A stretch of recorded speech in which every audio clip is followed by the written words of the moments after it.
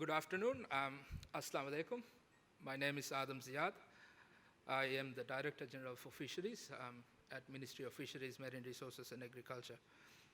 It is indeed a pleasure to be here talking to you today about a sector that is very dear to my heart. As the previous speaker, Mr. Farig, it's not usual that I would get an opportunity to speak to accountants. Having said that, I'm really looking forward to this opportunity, and I hope that I'm able to enlighten you with relevant information about the sector and the future direction of the sector. A bit of start off with some background on the presentation. So I'll start off with a sectoral overview of the fishery sector of the Maldives. Following that, I'll talk a bit about the catch history and the production sector of the Maldives and the products, the export markets, the trends. And then I'll go on to the stock status of the important tuna fisheries in the Maldives. Following that, I'll close my presentation with some information about the future direction of the fishery sector and the potential changes in policy that we may see in the future.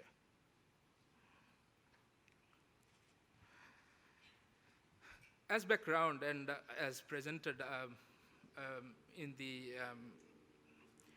by the lady when we started the segment, fishery sector is actually a very important economic sector of the Maldives.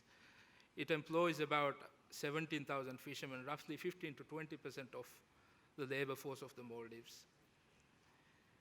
It also accounts for more than 98% of the physical exports. And what we have in the Maldives, unlike many other developed fishing nations, what we have is a 100% local fishing fleet that is owned. Back in the days, most of the vessels were owned at a household level. Nowadays, they're owned by small businesses, probably, and there's still a bit of vessels that are owned at a household level. As a fun fact, we are also the highest per capita consumer of fish and fisheries products globally. And in 2016, we accounted for about 142 kilograms per person per year. And this is actually by far the biggest per capita consumption globally. I think the closest would be Japan and Iceland, which would hover around 90 kilos per person per year. And of course, as many of you would know, tuna fishery is the biggest fishery in the Maldives. The rest, we have a small-scale reef fishery. We also have an export-oriented grouper fishery, a sea cucumber fishery, but tuna fishing is by large the most important in terms of quantity and value. So I'll talk and I'll focus my presentation on the tuna fishery segment. We have actually two tuna fisheries. One is the pole and line skipjack tuna fishery, and one that we basically target small skipjack and small yellowfin tuna. We catch them using pole and line, and nowadays there are not a lot of countries or fishing fleets that would practice pole and line fishing. And the majority of the fish caught in this fishery are exported today as frozen raw material to Thailand, and the rest followed by canned or pouch products that would be exported mainly to European Union. It is a high volume fishery as opposed to the handline yellowfin tuna fishery, so talking about numbers around 100,000 metric tons per year. The second fishery that we have is a fishery that we call the handline yellowfin tuna fishery, where we basically target larger yellowfins on handlines. The main markets for these products are the European Union and the USA, but this is a lower volume fishery.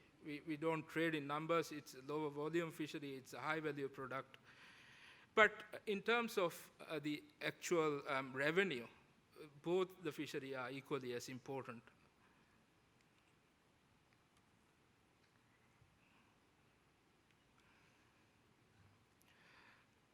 This is a graph that sort of depicts the tuna catches in the Maldives, starting from 1970s. The points that I want to draw your attention to is the very first arrow on the left. It is the point that we actually started the frozen fish export scheme following difficulties in exporting Maldive dried fish to Sri Lanka. Roughly around then, in 1974, we also started a mechanization scheme for the fishing vessels. And following a period of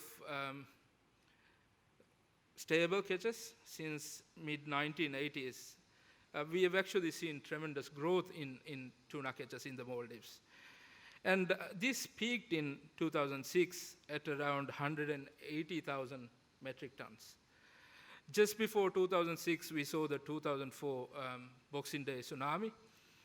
And the high catches in 2005 and 6 is actually attributed to some of the oceanographic changes that happened following the Indian Ocean tsunami.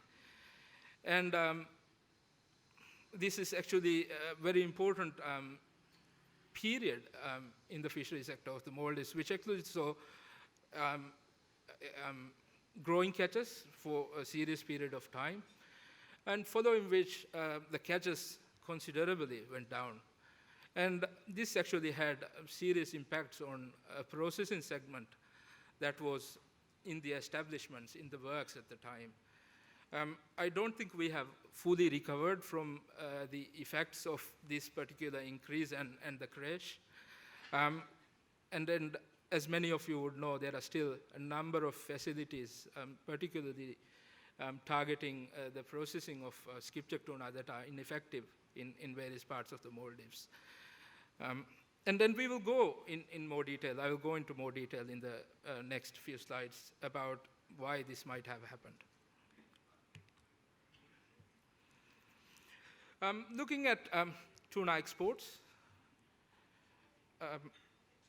again, 2006, we had considerable exports of tuna.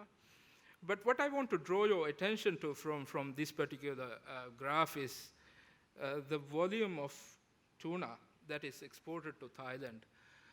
We're still exporting quite a bit of tuna as frozen raw material to canneries in Thailand because, number one, we don't have the processing capacity established within the Maldives as of now.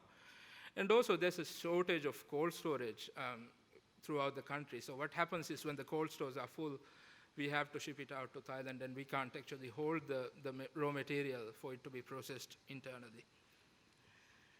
The total exports from the Maldives, as you will see by the small squares on the screen, they average around 1 billion in recent years.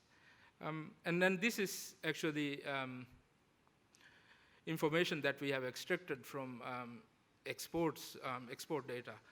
We expect the actual revenue to be much higher than this because these are figures that are quoted on export consignments. The major market for the Maldives, obviously Thailand is up there, and this is Thailand is a big market because of the volume that we export to them. But Germany, France, UK, United States, and then Sri Lanka to date are important markets for the Maldives. Now I'll talk a bit about the status of the stocks, and then basically I'll focus on skipjack and yellowfin tuna, which are the two most important stocks for the Maldives. I know this would be information that is slightly alien to you all, most of you all anyway, but I hope by looking at the information, this would help you sort of understand the implications going forward. Well, the stocks that we fish, skipjack and yellowfin tuna, are also fished by a number of other nations in the Indian Ocean. The skipjack tuna, they mostly fished by around 12 to 15 fleets, and yellowfin much less than that, but still It's a shared stock that is fished by a number of nations in the Indian Ocean. So the stock assessments are conducted by the Indian Ocean Tuna Commission, which is the body mandated by the United Nations Convention on Law of the Sea, to manage these fish stocks that are fished at a regional level.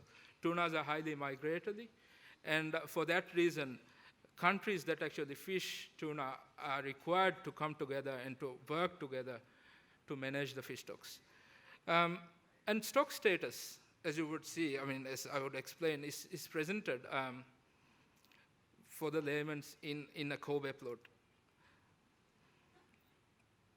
And this is what a Kobe plot is. It is basically 4 quadrants, a green, yellow, orange, and red, and that would sort of give you an indication of where the stocks are.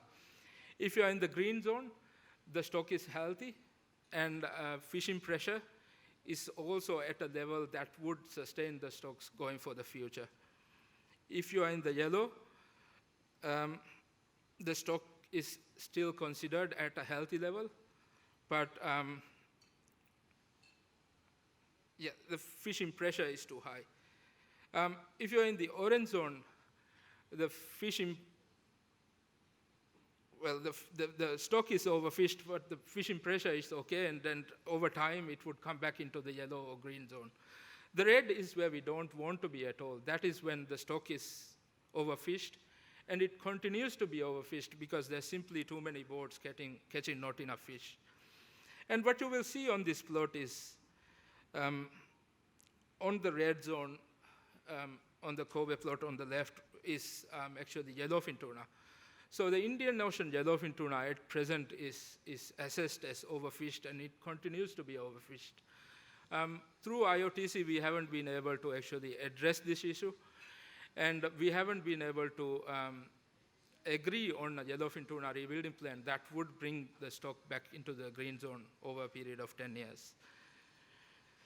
On the plot on your right is the plot for skipjack tuna. It is in the green zone, so it's considered a healthy stock.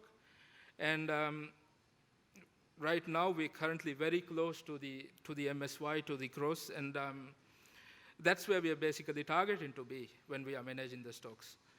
But still, there are certain requirements from the scientific community of the IOTC to manage the stocks within the certain limits, and I'll speak a bit about that as well. So as I said, big eye tuna, not something that we usually fish. It is actually an incidental catch in our pole and line fishery and also hand line fishery, not a targeted species. It's not overfished, but we are required to lower the fishing pressure because the fishing pressure is too high. And if we continue to fish in the same pressure with the same sort of effort, it would end up in the green zone, in the red zone. The skipjack tuna stock is in green right now, but there is advice to reduce the catches in the future. And the Indian Ocean catches, the overall Indian Ocean catches in 2020 was 555,000, just above 555,000. And the scientific advice is to target our fishing at around 513,000 tons. So there is a need, there is advice to slightly cut back on fishing pressure here. But nevertheless, it's still assessed in green, and it's a healthy stock. The yellowfin is where we have a problem. It's overfished, it continues to be overfished. In 2020, the total catches were 430,000 tons, just above. And we are actually required to reduce the catch by 22% of 2014 catch levels. And that is a reduction of about 84,000 tons from 430,000 tons. So a serious reduction, but the countries who are catching yellowfin tuna have so far been unable to agree on where this reduction should come from. And we've been discussing a reduction plan for quite a number of years now, since 2016. We have actually improved on a plan that we have, which is not watertight, and because of the nature of the measure, there are still countries that are allowed to or are able to increase their catches. And the yellowfin tuna rebuilding plan, Maldives, because of the importance of the fishery to the Maldives, we continue to work on that year in, year out, and I think we're slowly getting there, but there's still more to be done. Now, I'll look at the implications of what I've just spoken about. The foreign line skipjack tuna fishery that we have is actually a fishery that is certified by the Marine Stewardship Council as environmentally sustainable. And this is sort of now the go-to eco-label in the consumer market. Consumers demand for the fisheries products to be MSC certified, and this demonstrates that the fish is caught sustainably, and that the consumer gets the confidence that what he's buying is a sustainable fisheries product. The skipjack tuna that is caught in the Maldives is MSC certified. And when we first got the certification in 2012, the yellowfin tuna that was also caught in the fishery was MSC certified as well. But with the classification of yellowfin tuna in the red zone through the IOTC, we lost the MSC certification. And we are unable to attain that certificate right now because the stocks simply appear to be unhealthy and in the red. Because of this, and because of our inability to agree on an effective rebuilding plan, the exports of our yellowfin tuna products to the USA is now at a halt. The Manchuri Bay Aquarium, which is the go-to sort of a place for retailers and major markets in the US, has red-rated the Indian Ocean yellowfin tuna. And because of that, the buyers in USA are simply buying yellowfin tuna from the Indian Ocean, and we are facing serious difficulties there. There are also threats of a boycott of Indian Ocean yellowfin from other big retailers in Europe as well. So going forward, this is something that we have to address as quickly as possible, and we are doing everything possible to sort this out as soon as possible. What we have also seen in the last year is there's a serious decline in the catches of yellowfin. Through the rebuilding plan that we have agreed, Maldives is actually assigned a yellowfin tuna pseudoquota of 43,854,000 tons that you see in the red circle there. So we are allowed to fish within that particular quota. And in 2020, we actually caught just about 42,000 tons. And in 2021, however, our catches went from 42,000 to 24,000 tons. And I think now we are actually seeing the effects of stock collapse, stock crashing in the Indian Ocean. And this is having serious implications on how we manage the fishery overall. And also, it's having a serious effect on the fishing fleet. Many of the fishing vessels that previously targeted yellowfin are now converting into pollen line fishing vessels. And with that, there is a serious pressure on the pollen line processors, buyers, to buy all of the fish that they are targeting. So what's the solution? What's the solution to all of this? The simple solution is to fish within the limits prescribed by the science, by the scientific community. This is easy to say, but difficult to do, and especially when you're working with other countries who are also involved in the fleet as well. So to take things into this direction, there has been a discussion about quota allocation in the Indian Ocean since 2010. We're working on a mechanistic formula to allocate the catches. And majority of the allocation would simply be based on the historical catch, so however much you have caught in the past. And the rights of coastal states, distant water fishing nations, so it's part of it is going to be based on the special rights, and also socio-economic dependence and some factors such as those. What this would do is, through the process, we would get a total allowable catch for the whole of Indian Ocean, which would then be allocated to fishing fleets as quota, and countries would have to fish within the limits. And as long as we fish within the limits, and as long as we get the science right, the stocks would remain healthy, or over time it would come back into the healthy zone. And this is what all fisheries managers aspire to do, and that would be their life goal. In terms of future direction, catch from our fleet, we don't expect to see a serious growth in catches. We expect the catch to hover around current levels, at least for the next 10, 15 years. But going forward, I think as a country, what is important for us is value addition. We are exporting far too much to processing facilities elsewhere as raw material. I think we need to make the best of the resources we've got, and we need to derive the best economic benefit from the resources that we have. Sorry, to move to the next slide. And we also need to maintain our narrative and promote our narrative. What we have is a very unique narrative. Not many countries have this sort of narrative. We have a one-by-one fishery. We catch all of our fish one by one. We don't use large nets. Our fishery is environmentally friendly. There are also important socio-economic benefits from because of the way the fishery is structured in the Maldives. Our crew are not salaried, they work on profit-sharing basis, and this is something that is very appealing to consumers in Europe. But also, as part of a fishery sector vision future, we see that there's going to be growth in the mariculture segment, mariculture, aquaculture. And Maldives is also investing a fair bit of money, the government and the private sector, in actually promoting and developing mariculture in the country. But having said that, we also might have to and will have to look into the harvesting segment, the fleet that is catching the fish. What we know is our fleet has gone incrementally more inefficient, and especially with the increase in vessel size.